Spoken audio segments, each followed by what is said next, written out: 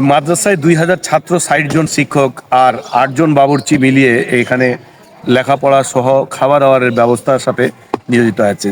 অনেক 1946 সালে জিল্লুর রহমান শাহ তিনি স্থাপিত করেন। তার এই প্রপার্টি, যেখানে এই মাদ্রাসার যে প্রপার্টিগুলো আছে অর্ধেকটাই তার দেওয়া, এই জন্য তিনি প্রতিষ্ঠাতা হয়েছিলেন।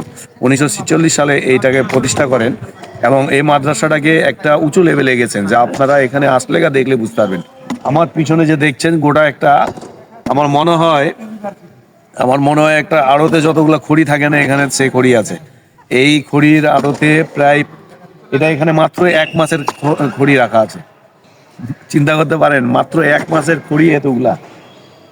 সুবহানাল্লাহ, এটা আল্লাহ প্রদত্ত। এবং এখানে পঞ্চম শ্রেণী পর্যন্ত লেখাপড়া করলে মাত্র 600 টাকা করে হাদিয়া নেওয়া হয় খোরাকি হিসাব বাবদ, আর বাকিগুলো সব স্টুডেন্টদেরকে এখানে ফ্রি করে দেওয়া হয়েছে।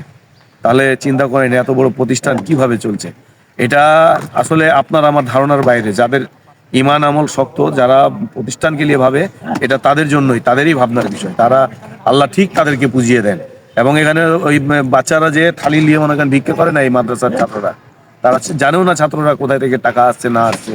কমিটি আছে, ম্যানেজমেন্ট আছে, তারাই নিয়ে এনে এই প্রতিষ্ঠানটাকে চালাচ্ছে।